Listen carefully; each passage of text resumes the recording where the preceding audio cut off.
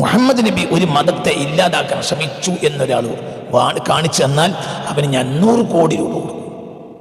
അത്രയൊക്കെ ഞങ്ങളെ കയ്യിലുണ്ടോ? കൊടുക്കേണ്ടി വരില്ല, കാണിച്ചു തരാൻ കഴിയില്ല. ഹിന്ദു മതത്തിനെതിരെയോ ക്രിസ്തു മതത്തിനെതിരെയോ ജൂതമതത്തിനെതിരെയോ മുഹമ്മദ് നബി പ്രവർത്തിച്ചിട്ടുണ്ട്, അതിനെ ഇല്ലാതാക്കാൻ പ്രവർത്തിച്ചിട്ടുണ്ട് എന്നൊരാൾ തെളിയിച്ചാൽ ഞാൻ അവന് 1000 കോടി രൂപ ഇനാം. അങ്ങനത്തെ ഒരു സംഭവം മുഹമ്മദ് നബിയുടെ ജീവിതത്തിലില്ല. സ്വല്ലല്ലാഹു അലൈഹി വസല്ലം. ഈസാ നബിയുടെ ജീവിതത്തിലില്ല. ജൂതമതത്തെ ഇല്ലാതാക്കാൻ വേണ്ടി ഈസാ നബി പ്രവർത്തിച്ചില്ല. മനസ്സിലാണ്ട് പറഞ്ഞത്. ഏതെങ്കിലും ഇബ്രാഹിമി മാർഗത്തെ അല്ലെങ്കിൽ അതിന് വേറൊരു മതമായി പൊട്ടിപ്പുറപ്പെട്ടവരെയോ ഇല്ലാതെയാക്കാൻ വേണ്ടി മൂസ പ്രവർത്തിച്ചിട്ടില്ല. അമ്പിയാക്കളെല്ലാം പ്രവർത്തിച്ച ദുഷ്ട വ്യവസ്ഥിതികളെ വിഭാടനം ചെയ്യാനാണ്, മതങ്ങളെ വിഭാടനം ചെയ്യാനല്ല. എന്നൊക്കെ പറഞ്ഞത് മനസ്സിലാ? ആ ദുഷ്ട വ്യവസ്ഥിതി മക്കയിൽ ഇല്ലാതെയായ അന്ന് ഈ മനുഷ്യൻ പറഞ്ഞത് പോയിക്കോളൂ, നിങ്ങൾ വിമോചിത ജനതയാണ്, എന്റെ മതത്തിൽ വിശ്വസിച്ചോളൂ എന്നല്ല. അതായത് ഇവിടെ എന്റെ ഇനി നിങ്ങൾ സർവതന്ത്ര സ്വതന്ത്രരാണ്. എന്റെ ഇവിടെ ഒരു ദുഷ്ട വ്യവസ്ഥിതി ഉണ്ടായിരുന്നു, മനുഷ്യന് ജീവിക്കാൻ സമ്മതിക്കാത്തൊരു വ്യവസ്ഥിതി, ഒരു പെൺകുട്ടിയെ വീട്ടിലിട്ട് പോറ്റാൻ പറ്റാത്തൊരു വ്യവസ്ഥിതി, പാവപ്പെട്ടവന്റെ മേൽ ഇരട്ടി പലിശ വാങ്ങുന്ന പലിശക്കാരുടെ വ്യവസ്ഥിതി, മാന്യമായി ഭക്ഷണം കഴിച്ച് ജീവിക്കാൻ പറ്റാത്ത വ്യവസ്ഥിതി, ഒരാൾ മരിച്ചാൽ അയാളുടെ അനന്തരാവകാശിക്ക് അയാളെ സമ്പത്ത് കിട്ടുന്നതിന് എതിര് നിന്ന ഒരു ദുഷ്ട വ്യവസ്ഥിതി, ആ വ്യവസ്ഥിതി ഇന്ന് മുതൽ ഇവിടെ ഇല്ല. ഇനി നിങ്ങൾ സ്വതന്ത്രരാണ്. അതായത് പറ നമ്മളൊക്കെ മനസ്സിലുണ്ട് മതം ഇല്ലാതാക്കുമ്പോൾ. എന്താണ് നിങ്ങൾ പറയുന്നത്? നിങ്ങൾ മുസ്ലിമോ അമുസ്ലിമോ ലോകത്തുള്ള എല്ലാവരെയും ഞാൻ വെല്ലുവിളിക്കാണ്. ഏതെങ്കിലും ഒരു മതത്തെ വിഭാടനം ചെയ്യാൻ മുഹമ്മദ് മുസ്തഫ ശ്രമിച്ചു എന്ന് തെളിയിച്ചാൽ നിങ്ങൾ പറയുന്ന അടിമയാണോ? അങ്ങനൊരു സംഭവം ഇല്ല. ഈസാ നബിയിലില്ല, മൂസ നബിയിലില്ല, ഇബ്രാഹിം നബിയിലില്ല. ഒരു നബിയും ഒരു ദൈവദൂതനും ഒരു മതത്തെ വിഭാടനം ചെയ്യാൻ വേണ്ടി ലോക ചരിത്രത്തിൽ പ്രവർത്തിച്ചിട്ടില്ല. പിന്നെ അവർ പ്രവർത്തിച്ചത് എന്തിനെതിരെയാണ്? ദുഷ്ട വ്യവസ്ഥിതികളെ ഇല്ലാതാക്കണം, എന്നിട്ട് മനുഷ്യർക്ക് സ്വതന്ത്രമായി ജീവിക്കണം. പിന്നെ അല്ലാഹ് അവരുടെ തിയോളജിക്കലി അവരുടെ ശുദ്ധീകരണം, അതിന്റെ വിധി നിർണയ നാളിൽ ലാഭവും നഷ്ടവും അവർ വാങ്ങും. മനസ്സിലാവണില്ല? ഇവിടെ നീ മോശപ്പെട്ടതിനെ പിന്തുടർന്നാൽ അത് നിന്റെ ദൈവവും നീയും തമ്മിൽ വിഷയം. അതേ സമയത്ത് നിന്നെ കൊണ്ട് മറ്റുള്ളവർക്ക് ബുദ്ധിമുട്ടില്ല. ദുഷ്ട വ്യവസ്ഥിതിക്ക് അടിമപ്പെട്ടു പോയാൽ നിന്നെ കൊണ്ട് ബുദ്ധിമുട്ടുണ്ട്. നിങ്ങൾക്ക് പറഞ്ഞ മനസ്സിലാവുന്നുണ്ട്? ചിന്തിക്കത്താണ്.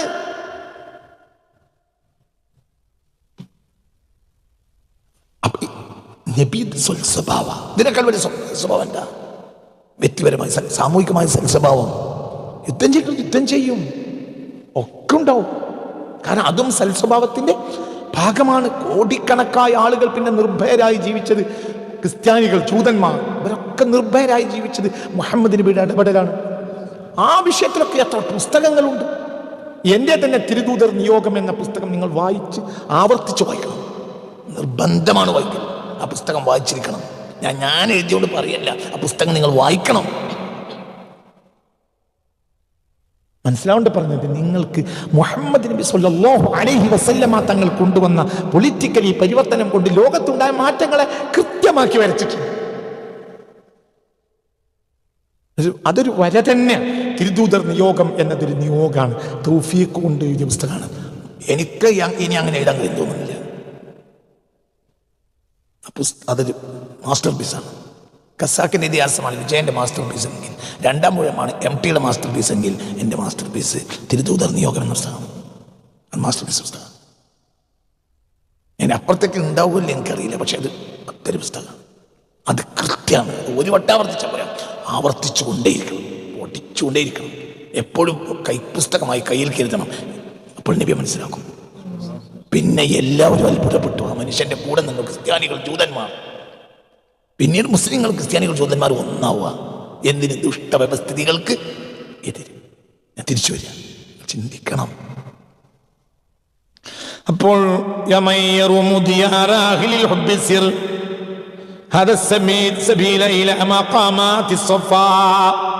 അപ്പൊ യാമൻ ഒരുത്തനെ യറുമാവൻ ഉദ്ദേശിക്കുന്നു ദിയാറ അഹ്ലിൽ ഹുബ്ബി, പ്രേമക്കാരുടെ വീടുകളെ ലക്ഷ്യം വെച്ച് പോകാൻ ഒരുങ്ങുന്നവനെ സിർ, നീ നടക്കുക, ഹാദ സബീല, ഞാൻ നിനക്ക് കാണിച്ചു തരുന്ന വഴി, അല്ലെങ്കിൽ ഞാൻ പിന്നീട് ഇനി പറയാൻ പോകുന്ന വഴി.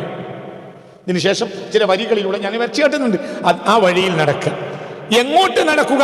ഇലാ മഖാമാത്തി സൊഫ, സൊഫയുടെ ശുദ്ധീകരണത്തിന്റെ, മനസ്സിലായില്ലേ, സൂഫിയാക്കളുടെ മഖാമുകളിലേക്ക്. ആരാ സൂഫി? പറഞ്ഞു. ആരാ സൂഫി? ഹൃദയ ശുദ്ധീകരണം പറ. കാരണം അല്ലാഹു സുബ്ഹാനഹു വ തആല പ്രത്യേക ഭാഗ്യം നൽകിയവരാണ്. ആര്? സൂഫി.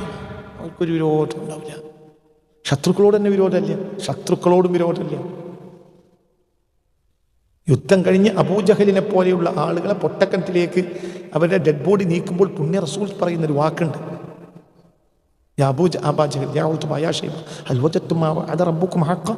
മനസ്സിലായി? നിങ്ങൾ തിരിഞ്ഞില്ലേ? അതൊരു സഹതാപമാണ്.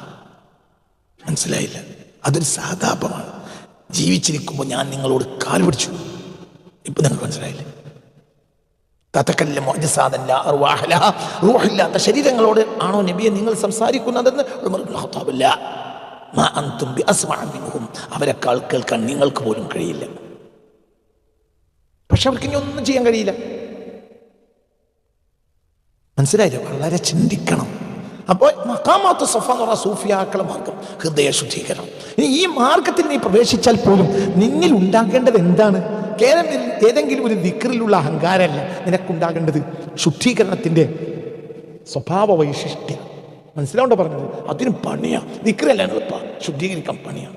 സൂഫി എന്നാൽ ഹൃദയ ശുദ്ധീകരണം നടന്നിട്ടാണ്. അപ്പൊ അവിടേക്ക് നീ എത്താത്ത കാലത്തോളം നീ ദാക്കിറയാകൂ. ആരാവൂല? സൂഫിയ. ദാക്കിറാകാൻ എളുപ്പമാണ്. ഏത് ദുഷ്ട ദിക്റല്ല. മഖാമത്തു സഫ സൂഫിയുടെ മാർഗങ്ങളാണ്, മഖാമുകളാണ്. മനസ്സിലായില്ലേ? അവിടെ എത്തണമെങ്കിൽ എന്ത് നടക്കണം? പറ, എന്ത് നടക്കണം? ഹൃദയ ശുദ്ധീകരണം നടക്കണം. ആ മാർഗത്തിലേക്കാണ് എന്നെ വിളിക്കുന്നത്. പിന്നെ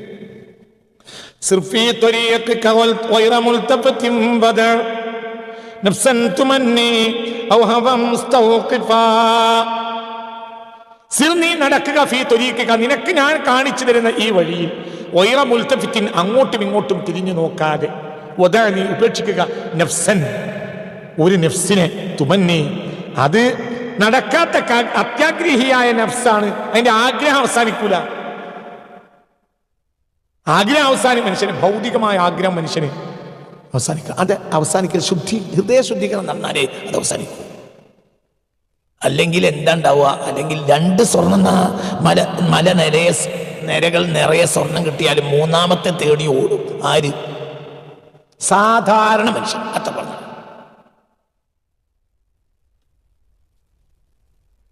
സാധാരണ മനുഷ്യൻ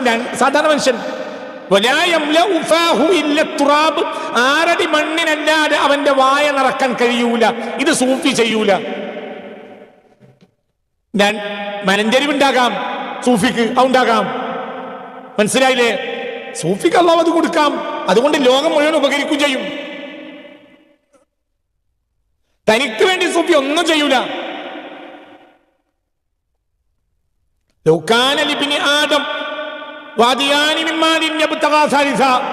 പൊതുവെ ആദമിന്റെ മക്കൾക്കൊരു സ്വഭാവമുണ്ട്, ശുദ്ധീകരിക്കാത്ത കാലത്തോളം. എന്ത്? 2 മലഞ്ചരിവ് നിറയെ കിട്ടിയാലും മൂന്നാമത്തെ തേടി ഓടും. സാധാരണ ഇന്നൽ ഇൻസാന ഖുലിഖ ഹലൂഅ ഇദാ മസ്സഹു ശർറു ജസൂഅ വഇദാ മസ്സഹുൽ ഖൈറു മനൂഅ ഇല്ലൽ മുസല്ലീൻ. ഒരു വെപ്രാളമാണ് അവർക്ക്, മനുഷ്യന് പൊതുവെ. ഇന്നൽ ഇൻസാന ഖുലിഖ ഹലൂഅ ഇദാ മസ്സഹു ശർറു ജസൂഅ, ആപത്ത് വന്നാൽ അക്ഷമ കാണിക്കും. വഇദാ മസ്സഹുൽ ഖൈറു മനൂഅ, നേട്ടം കിട്ടിയാൽ അവൻ മറ്റുള്ളവർക്ക് നിഷേധിക്കുകയും ചെയ്യും. ഇല്ലൽ മുസല്ലീൻ, യഥാർത്ഥ നിസ്കാരക്കാർക്ക് അത് ഉണ്ടാവില്ല. അത് മുസല്ലിയാണ്. നിസ്കരിക്കലല്ല, അല്ലാഹു അംഗീകരിച്ച നിസ്കാരക്കാരൻ. അല്ലദീനഹും അലാ സ്വലാത്തിഹിം ദായിമൂൻ, അവർക്ക് സലാം വീട്ടലുണ്ടാവില്ല. ഏതാ സുഹൃത്ത്? മാരിജ് ആയത്തിർക്ക്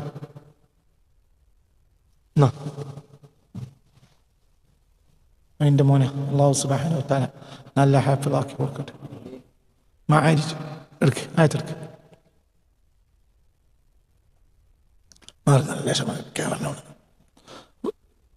മനസ്സിലോണ്ട് പറയാം, വളരെ ചിന്തിക്കണം. അപ്പൊ ഈ വെപ്രാളം സാധാരണ എല്ലാ മനുഷ്യർക്കും ഉണ്ടാവും. എത്ര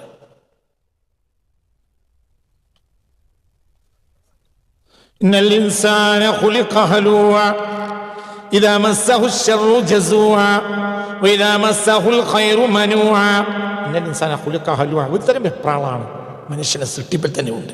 ഇദാ മസ്സഹു ശർറു ജസൂഅ, അവൻ എന്തെങ്കിലും ആപത്ത് അവനെ പിണഞ്ഞാൽ അവനെ അക്ഷമ കാണിക്കും. ഇദാ മസ്സഹുൽ ഖൈറു മനൂഅ, ഖൈർ കിട്ടിയാൽ അവൻ നിഷേധിയായി നടക്കും. ഇല്ലൽ മുസല്ലീൻ, നിസ്കാരക്കാർക്ക് അതുണ്ടാവില്ല. ഏത് നിസ്കാരക്കാർ? വല്ലദീന ഹും അലാ സ്വലാത്തിഹിം ദായിമൂൻ, അവർ നിസ്കാരത്തിൽ നിലനിൽക്കും. സലാം വിട്ടില്ല. എന്നർത്ഥം സലാം വിട്ടില്ല എന്നല്ല. എന്നർത്ഥം എന്താ? ആ നിസ്കാരത്തിൽ റബ്ബിന്റെ മുന്നിൽ നിൽക്കുന്ന ബോധത്തിൽ അവർ ജീവിക്കും. നമ്മൾ നിസ്കാരത്തിൽ പോലും റബ്ബിന്റെ മുന്നിൽ നിൽക്കണില്ല. അവരാണ് സൂഫി. അതാ സൂഫി. അതിന് കുറച്ച് പണിയുണ്ടാവും. നിസ്കരിക്കാൻ പണിയില്ല, ഇതിന് പണിയില്ല. അല്ലദീന ഹും അലാ സ്വലാത്തിഹിം ദായിമൂൻ, അവർ എപ്പോഴും നിസ്കരിക്കും. സലാം വിട്ടിയാലും തന്നെ നിസ്കരിക്കാൻ.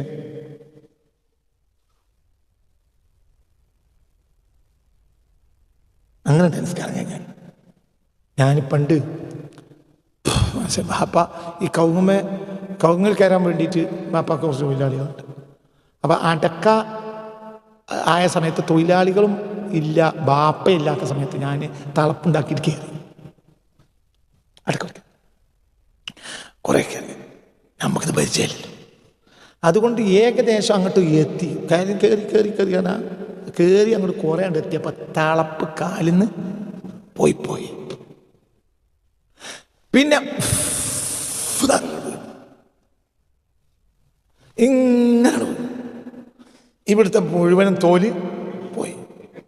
പിന്നെ അതിന് ഉമ്മ എന്തൊക്കെയോ വള്ളിയും മറ്റുമൊക്കെ ചാലിച്ച് ഉമ്മ എന്ത് ചെയ്തു, 2-3 ദിവസം അതിന് ധാര പിടിച്ച് അങ്ങനെയൊക്കെ മാറി. പക്ഷെ ഇതിൻ്റെ ഇടയിൽ ഒരു കാര്യം, ഈ 3-4-5 ദിവസം എനിക്ക് തോന്നി എന്ത്, ഞാനിപ്പോഴും കൗമെന്ന് ഇറങ്ങിക്കൊണ്ടേയിരിക്കും.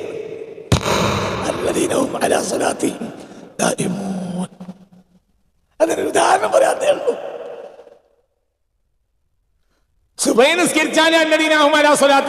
ആ ഒരു പവറിൽ 100 അടുത്ത നിസ്കാരം, പിന്നെ അസർ വരെ അതിനെ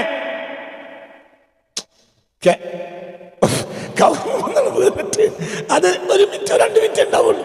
പക്ഷെ പിന്നെ ദിവസങ്ങളോളം എനിക്ക് തോന്നുന്ന എന്ത്, ഞാൻ വന്ന് വീണുകൊണ്ടേയിരിക്കാണ്. തോന്നുക അതൊരു അവസ്ഥയാണ്. പേടിയും വേദനയും എന്തൊക്കെയാണ് ആ സമയത്ത് ഉണ്ടായി പറയാൻ പറ്റൂല. ഒരു പ്രത്യേക വൈബ്രേഷൻ എന്തൊക്കെയോ. പിന്നെ ആ വൈബ്രേഷൻ നിലനിൽക്കട്ടെ ദിവസങ്ങളോളം. അല്ലദീന ഹും അലാ സ്വലാത്തിഹിം ദായിമൂൻ.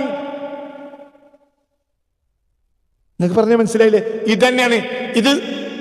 അവരാണ് യഥാർത്ഥ നിസ്കാരക്കാർ. അപ്പൊ അവർ സദാ ആരെ മുന്നിലാണ്? റബ്ബിന്റെ മുന്നിൽ സലാം വിട്ടിയാലും റബ്ബിന്റെ മുന്നിൽ നിൽക്കുമ്പോൾ തോന്നും. അതിന്റെ അത്രയും വലിയ പവറാണ് നിസ്കാരത്തിന്.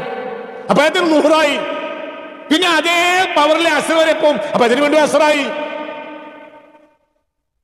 മനസ്സിലാവുണ്ട് പറയും ഇതന്നെ. ഇതാണ് ആ യഥാർത്ഥ സൂഫി. മനസ്സിലായില്ലേ? പറ അള്ളാഹുവിനെ മുനാജാത്ത് ചെയ്യുന്നവനാണ്, ശുദ്ധീകരിക്കാണ്. അല്ല കേവലം എന്താ, പൊതുവെ മനുഷ്യന്റെ സ്വഭാവം ഇത്ര വെപ്രാളമാണെങ്കിൽ ഈ സ്വഭാവം ആർക്കില്ല? സൂഫിക്കില്ല. അപ്പൊ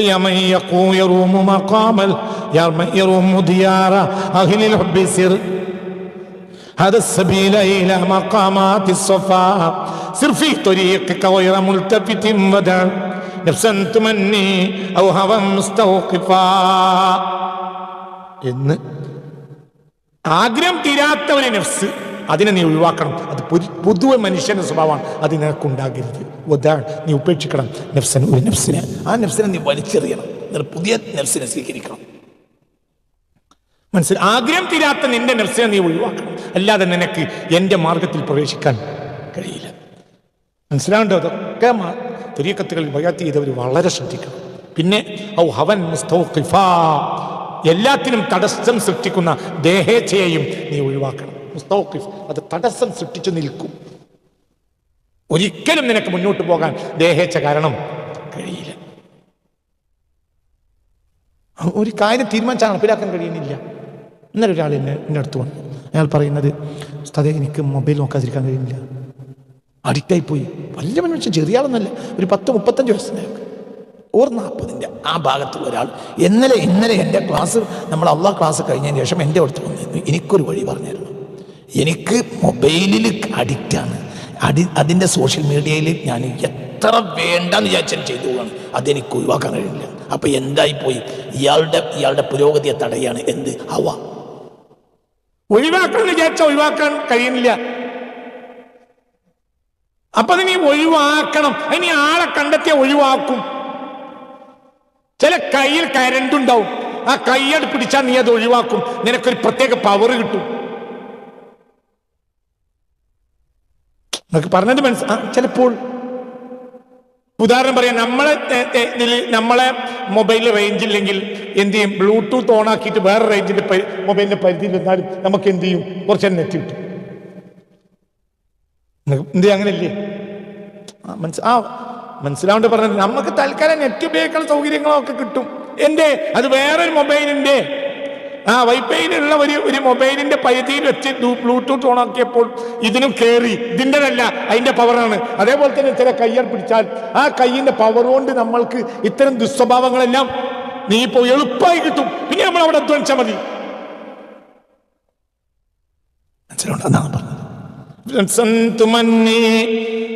ഇബ്നു ആദമിന് സാധാരണ ഉണ്ടാകുന്ന അത്യാഗ്രഹത്തിന്റെ നഫ്സിനെ നീ ഒഴിവാക്കുക. പിന്നെയോ ഹവൻ, അല്ലെങ്കിൽ ഹവയെ ഒഴിവാക്കുക. ദേഹേച്ഛ മുസ്തൗഖിഫൻ, അത് നിന്റെ നല്ല മാർഗത്തിലുള്ള നടത്തത്തെ തടസ്സം നിൽക്കും. ചില ദേഹേച്ഛകൾ മൊബൈൽ നോക്കണ്ടെന്ന് ഉറപ്പിച്ചു, പക്ഷെ നോക്കാതിരിക്കാൻ കഴിയില്ല. ഇപ്പൊ ഇവിടെ ആരാ തടസ്സം നിന്നത്? ദേഹേച്ഛ. ചില ആളുകളെ മുന്നിലിരുന്നാൽ, ചില ആളുകളെ കൈ പിടിച്ചാൽ അവരോട് പോകും. അതിന് ആളുകൾ പിന്നെ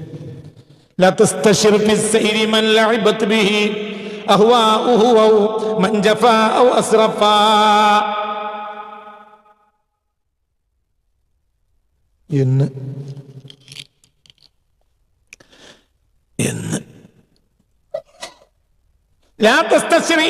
ഇത്തരം മാർഗത്തിലേക്ക് പ്രവേശിക്കുമ്പോൾ നീ മുഷാവറ ചെയ്യരുത്.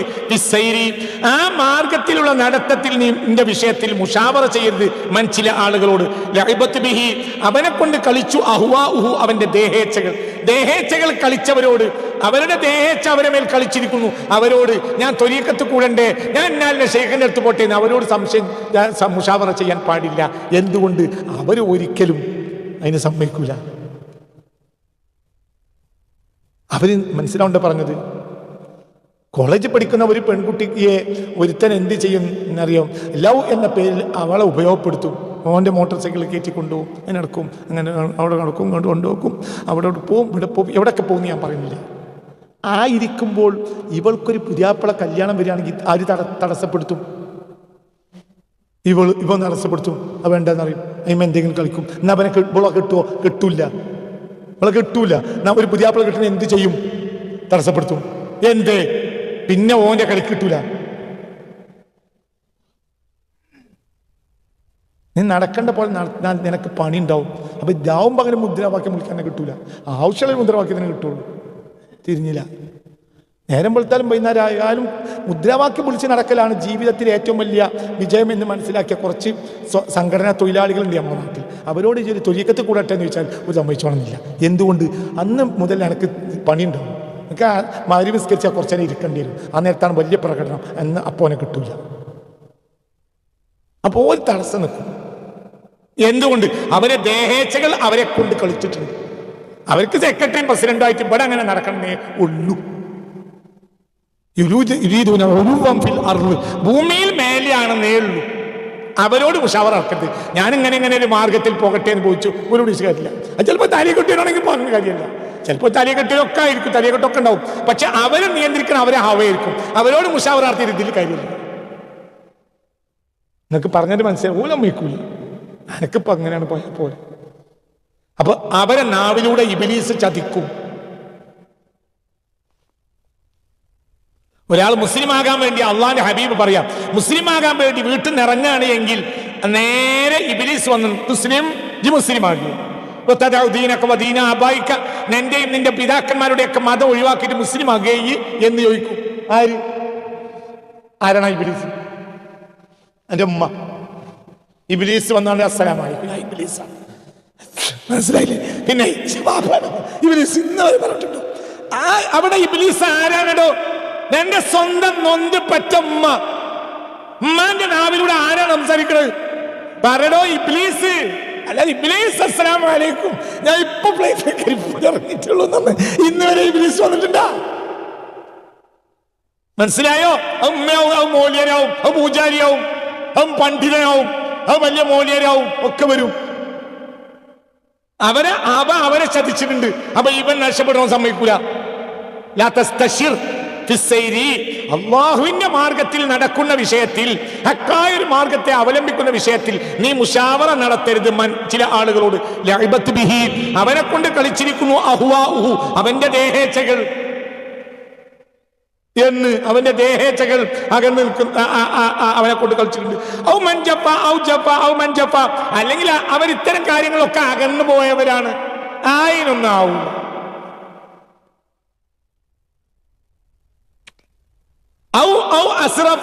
അല്ലെങ്കിൽ ഏത് ഹക്കായ മാർഗത്തെ കുറിച്ചും അതിര് വിട്ട് സംസാരിക്കുന്നവരാണ്. എങ്ങനെ? നീതിയില്ല സംസാരിക്കുക. ആ തരീക്കത്ത് അതൊക്കെ പോക്കാണ് കള്ളത്തരീക്കത്ത്. ഒരു കള്ളത്തരീക്കത്ത് അങ്ങനെ കള്ള ശരിയാത്തെന്ന് പറഞ്ഞു. മനസ്സിലായില്ല? കള്ളത്തരീക്കത്ത് മാത്രമല്ല, കള്ള ശരിയാത്തുണ്ട്. കള്ള ഡ്രൈവിംഗ് ഉണ്ടായിക്കൂടെ? പറയടോ, എന്തിനാണ് കള്ളൻ്റെ അകത്ത്? കള്ള നോട്ടുണ്ട്. കള്ള നോട്ടുണ്ട് എന്നതിന്റെ പേരിൽ ഈ നോട്ട് ഒഴിവാക്കും. എടാ, കള്ള നോട്ടുണ്ട് ഉണ്ടല്ലേ?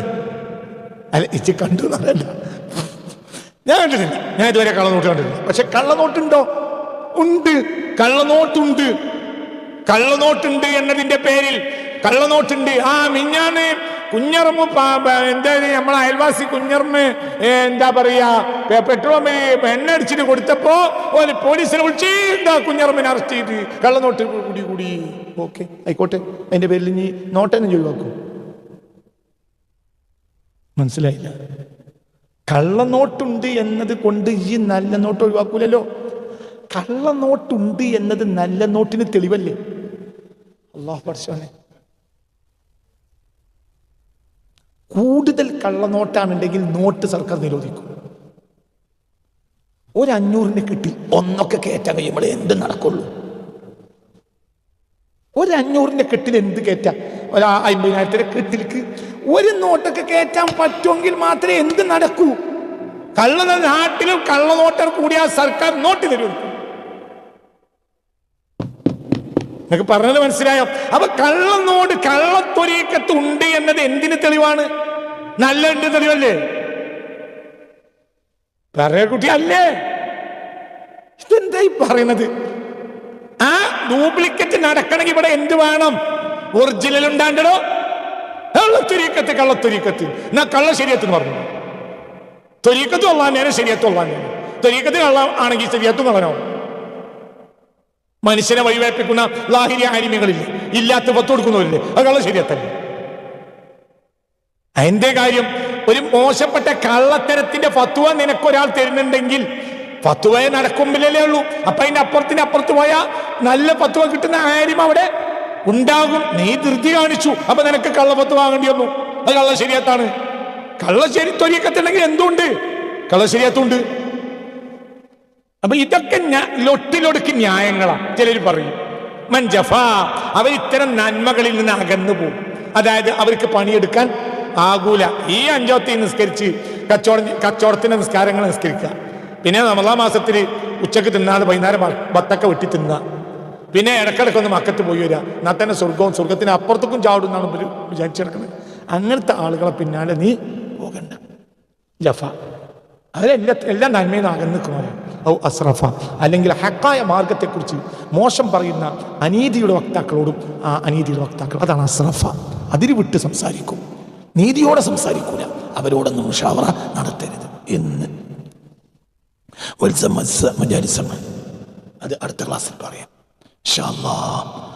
ഇതൊക്കെ ഒന്ന് നമ്മുടെ ജീവിതമൊക്കെ നമ്മുടേതാണ്, നഷ്ടപ്പെടുത്തേണ്ട. നമ്മൾ വളരെ ശ്രദ്ധിക്കണം. ഇവിടുന്ന് ഇറങ്ങിക്കഴിഞ്ഞാൽ പിന്നെ പണിയില്ല, ഉറക്കാണ്. ഖബറിന് മറക്കത് എന്ന് പറയാം, ഉറക്കം. അപ്പോൾ ഉണർച്ച വേണ്ടത്, നല്ല ഉണർച്ച വേണ്ടത് ദുനിയാവിലാണ്. എപ്പോഴും നമ്മൾ നഷ്ടപ്പെടും. ആകെ കുറഞ്ഞ കാലത്ത് ജീവിതമേ ഉള്ളൂ. അത് വളരെ ശ്രദ്ധിക്കണം. ഒരു ഓപ്പറേഷന് വേണ്ടി, ഒരു ശത്രു രാജ്യത്തെ പരാജയപ്പെടുത്താനുള്ള ഒരു ഓപ്പറേഷന് വേണ്ടിയിട്ട് സർക്കാർ ഒരു പട്ടാള ഓഫീസറെ നിയോഗിച്ചു. ആ ഓപ്പറേഷൻ വേണമെങ്കിൽ ഒരാഴ്ച, 2 ദിവസം, 4 ദിവസം, 8 ദിവസം അത്രേ ഉണ്ടാകൂ. പിന്നെ അയാൾ ശമ്പളം സർക്കാർ കൊടുത്തുകൊണ്ടേയിരിക്കും. മനസ്സിലായില്ല? ആ ഓപ്പറേഷനിൽ അയാൾ വിജയിക്കുകയും ചെയ്തു എങ്കിൽ ഇനി അയാൾക്ക് പട്ടാളക്കാരനായി ഓടേണ്ട ചാടേണ്ട ആവശ്യമൊന്നും ഉണ്ടാവില്ല. നിങ്ങൾക്ക് പറഞ്ഞത് മനസ്സിലായില്ല? പിന്നെ ആയുസ് മുഴുവനും ഇയാൾക്ക് ഇരട്ടിയുടെ ശമ്പളം സർക്കാർ വീട്ടിലെത്തിച്ചു കൊടുത്തുകൊണ്ടിരിക്കും. എന്തേ കാര്യം? ആകെ അയാൾ പണിയെടുത്ത എത്ര ദിവസം? ഒരാഴ്ച. ഒരു ഓപ്പറേഷൻ. എന്താ ഓപ്പറേഷന്റെ കഴിഞ്ഞ ഓപ്പറേഷന്റെ പേരെന്താ? സിന്ദൂർ അല്ലേ? Operation Sindoor. Example. Operation Sindoor പറഞ്ഞാൽ ആ ഒരു ആഴ്ച ആ ഓഫീസറെ സംബന്ധിച്ചിടത്തോളം ഇന്റലിജന്റ്, ഉറങ്ങാൻ കഴിയില്ല. അത്ര ശ്രദ്ധിക്കണം. ഇല്ലെങ്കിലോ ഒരു രാജ്യം അപകടത്തിലാവും. ശരി, തിരിച്ചുകൊണ്ടിരിക്കും. ജന്നത്തുൻ ഖാലിദൂന ഫിഹാ, എന്നെന്നും വസിക്കുന്ന ഒരു സ്വർഗം. ശമ്പളമല്ലേ, ഇരട്ടി ശമ്പളമല്ലേ, എത്ര വല്ലാത്ത ആനുകൂല്യത്തിന് കൈ കടക്കില്ല. അതൊക്കെ നിനക്ക് തരാൻ കാരണം എന്താ? ഈ 62, 63, 70 കൊല്ലം ഓപ്പറേഷൻ സിന്ദൂറാണ്. ഇവിടെ അത്ര വലിയ പണിയില്ലെങ്കിൽ അവിടെ അത്ര വലിയ സമ്മാനം ഉണ്ടാവും. എന്നൊക്കെ പറഞ്ഞത് മനസ്സിലായോ? എന്റെ തലയിലെ മുടി ഒരാൾ കളഞ്ഞു തന്നു. ഒരാൾ എന്നെ IAS പാസ്സാക്കി തന്നു. എന്റെ ജീവിതത്തിൽ കിട്ടിയ മുഴുവൻ അയാൾക്ക് കൊടുക്കും. ഒരാട്ട ബാർബർ മുടി കളഞ്ഞുകൊണ്ട് എന്റെ കൈ സമ്പത്ത് മുഴുവൻ 10 ഏക്കർ ഭൂമി എഴുതി കൊടുക്കും. രണ്ടാളും നിനക്ക് സേവനം ചെയ്തു. ഒരാൾ നിന്റെ ജീവിതത്തിന് വേണ്ടതൊക്കെ കിട്ടി. അയാൾക്ക് എന്ത് കൊടുത്താൽ നിനക്ക് മതിയാവൂല. എന്തുകൊണ്ട്? എപ്പോഴും വീഴാവുന്ന ഒരു പണിയാണ് അയാൾ ചെയ്തത്. അങ്ങനത്തെയാണ് വലിയ പണി, ചെറിയ പണിയൊന്നുമില്ല. ഒരു കളിയിൽ ഒരു രാജ്യത്തെ ടീം തോറ്റാൽ ആദ്യം മാറ്റിയ കളിക്കാരെയല്ല, പൈലറ്റിനെയാണ്. മനസ്സിലായ പറഞ്ഞു എന്നതുപോലെ നിന്റെ ഇവിടുത്തെ ഈ 60-70 കാലത്തെ ജീവിതം ഭയങ്കര പ്രശ്നമാണ്. അത്ര നീ ഇന്റലിജന്റ് ആയിരിക്കണം, എന്നാലും വിജയിക്കാൻ കഴിയുള്ളൂ. വീണോയി. പിന്നെയോ ഇവിടുന്ന് ഇറങ്ങിയാലും ആനുകൂല്യം തന്നെയാണ്. ഖബറിൽ ആനുകൂല്യം. പുതിയ അപ്പളെ പോലെ ഉറങ്ങും. പിന്നെ മഹേശ്വർ എനിക്ക് 2 റക്അത്ത് പോലെയുള്ള 50,000 കൊല്ലം. പിന്നെ സ്വർഗം. അവിടുത്തെ ആനുകൂല്യം കൊണ്ടാണ് ചൂടുന്നത്. എന്റെ കാരണം പറഞ്ഞു. എന്റെ കാരണം ഇതൊരു മുടി കളയുന്ന പണിയല്ല, കുറച്ച് പണിയുണ്ട്. അപ്പൊ അത്രയും വലിയൊരു ഓപ്പറേഷൻ ഏറ്റെടുക്കല ജീവിതം. ലൈഫ് എന്ന് പറഞ്ഞാൽ ഓപ്പറേഷൻ സിന്ദൂർ പോലെയാണ്. വീണു. അപ്പൊ ആ രാജ്യത്തെ രക്ഷപ്പെടുത്തി കൊടുത്ത പട്ടാള ഓഫീസർക്ക് സർക്കാർ എന്തൊക്കെ ആനുകൂല്യം കൊടുത്തു നമുക്കറിയില്ല. കൊടുക്കും. എന്തുകൊണ്ട്? സർക്കാരിന് മനസ്സിലാവണേ പറഞ്ഞു. അത്രയും വലിയ നേട്ടമാണ് ആര് കൊണ്ടുവന്നത്? അയാളുടെ ഒരു കാലിടർച്ച സംഭവിച്ച് യുദ്ധം പ്രഖ്യാപിച്ച ശേഷം ഈ പട്ടാള ഓഫീസർ പോയി ഉറങ്ങിയാലോ ആ രാജ്യത്തിന്റെ അവസ്ഥ എന്തായിരിക്കും? മൂപ്പര് പിന്നെ മൊബൈലുണ്ട് ഓഫ്. മനസ്സിലായോ? അതിന്റെ അവസ്ഥ എന്തായിരിക്കും? മുമ്പ് നമ്മളൊരു MLA ഉണ്ടായിരുന്നു. എന്തോ ഒന്ന് പറയും, പെട്ടെന്ന് മൊബൈൽ ഓഫ്. അങ്ങനത്തെ MLA ഉണ്ടായിരുന്നു ഇടുക്കിയിലോ മറ്റോ. എന്താ പേരും ഓർക്കില്ല. എന്തോ ആട്ടെ.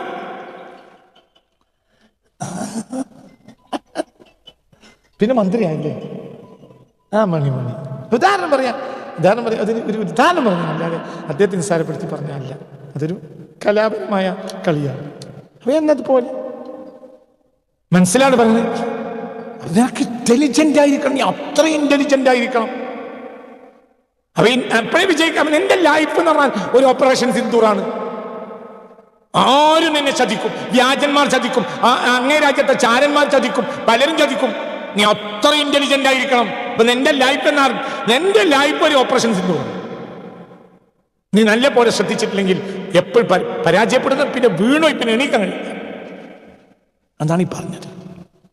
അതുകൊണ്ട് ആരുടെയെങ്കിലും വാക്ക് കേട്ട് നശിക്കരുത്. ഞാൻ ഈ പറഞ്ഞ നീ ശ്രദ്ധിച്ച്. ഇത് ബഹുമാനപ്പെട്ട ഷെയ്ഖ് ഇബ്രാഹിം സാലിഹ് ഹുസൈനി തങ്ങൾ 959 എഴുതിയ കവിതകളാണ്.